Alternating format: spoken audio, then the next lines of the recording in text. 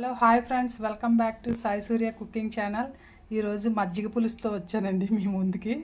ఈరోజు మజ్జిగ చారు ఎలా తయారు చేసుకోవాలో చూపిస్తాను. దానికోసం కావాల్సిన మెయిన్ ఇంగ్రీడియంట్స్ అయితే ఫ్రెష్గా తోడుపెట్టుకున్న పెరుగండి ఇది, అలాగే ఉల్లిపాయలు, పచ్చిమిరపకాయలు, కొత్తిమీర, కరివేపాకు, అల్లం వెల్లుల్లి ముక్కలు, ఇలా ఇవన్నీ. ఓకేనండి, ఇప్పుడు దీనికి ప్రాసెస్ స్టార్ట్ చేద్దాం.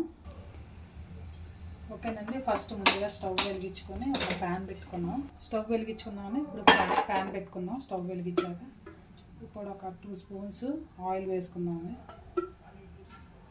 మజ్జిగ పులుసుకి కొంచెం ముక్కలు అవి బాగా, ఉల్లిపాయలు అవి వేగాలి కదండి. పర్లేదు, ఇప్పుడు ఆయిల్ హీట్ ఎక్కింది కదండి. ఇందులోకి కొద్దిగా ఒక 1/2 స్పూను శనగపప్పు, అలాగే ఒక 1/2 స్పూను మినప్పప్పు, కొద్దిగా జీలకర్ర, అలాగే మెంతులు. నేను మజ్జిగ పులుసుకి మెంతులు కూడా వేస్తానండి. అలాగే కొద్దిగా ఆవాలు, ఇవి కూడా ఒక 1/2 స్పూన్ ఆవాలు. నెక్స్ట్ ఒక 2 మిరియాలు కూడా వేసుకుని, ఒక 4 మిరియాలు వేసుకొని, నెక్స్ట్ రెడ్ చిల్లీస్, ఎండుమిరపకాయలు, ఒక 3 మిరపకాయలు వేసుకోండి సరిపోతాయి. అంటే తక్కువ కాబట్టి, తక్కువ క్వాంటిటీ వేస్తున్నాం కాబట్టి అలాగే కొద్దిగా, అంటే అది ఎవరో ఇష్టం లేండి, ఇంగు కూడా వేసుకుంటే బాగుంటుంది.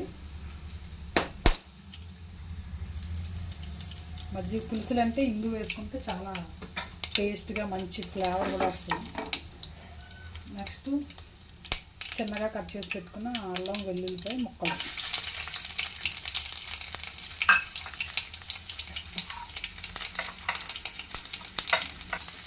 నెక్స్ట్ సన్నగా తరిగి పెట్టుకున్న ఉల్లిపాయ ముక్కలు ఒక కప్పు,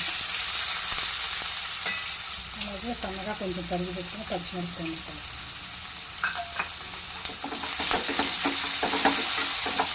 మజ్జిగ పులుసులో 2 రకాలు ఉన్నాయండి. అదే పెరుగు పచ్చడి కొంతమంది అంటారు. రెండు రకాలంటే ఇది ప్లెయిన్గా వచ్చి పెరుగుతోనే చేసుకునేదండి. ఇంకొకటి అయితే నేను ఇంకొకసారి చూపిస్తాను మొక్కలతో. మజ్జిగ పులుసు కూడా నేను మొక్కలు వేసి చేస్తానండి, అది డిఫరెంట్ టైప్ అన్నమాట. అది కూడా చాలామందికి తెలుసులేండి, మేము ఎప్పటి నుంచో అది కూడా చేసుకుంటూ ఉంటాం. ఇప్పుడు కొద్దిగా పసుపు వేసుకుందాం.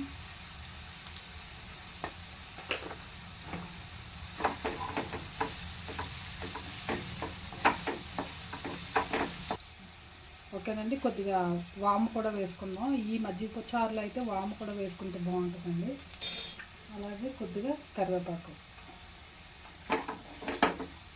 పెరుగు వల్ల చాలా ఉపయోగాలు ఉన్నాయి కదండి. అంటే ఇమ్యూనిటీ పవర్ని పెంచుతుంది, డైజెషన్ ప్రాబ్లమ్స్ ఏమైనా ఉన్నా అంటే ఫుడ్ కూడా బాగా డైజెస్ట్ అయ్యేలాగా సహాయపడుతుంది.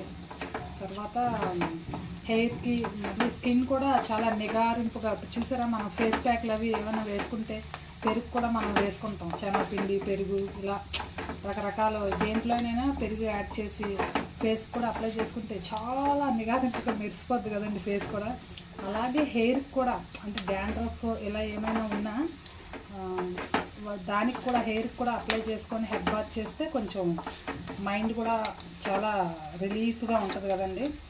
ఇది ఫ్రై అయ్యేలోగా ఇప్పుడు మనం పెరుగుని చిలికి మజ్జిగలాగా రెడీ చేసుకున్నాం. ఇలా ఫ్రెష్గా తోడుపెట్టుకున్న పెరుగు తీసుకోండి. కొద్దిగా ఎక్కువ క్వాంటిటీ కావాలనుకుంటే కొంచెం ఎక్కువే తీసుకోండి. సడన్గా ఇప్పుడు ఇంట్లో వెజిటబుల్స్ అయిపోయాయి అనుకోండి, కొద్దిగా పెరుగు ఉంటే ఇలా ఈజీగా చేసుకోవచ్చండి.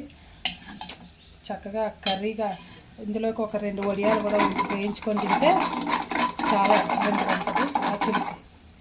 ఇందులోనే సాల్ట్ కూడా వేసుకుందామండి. రుచికి తగినంత సాల్ట్ కూడా వేసుకొని దీన్ని చిలుక్కుందాం.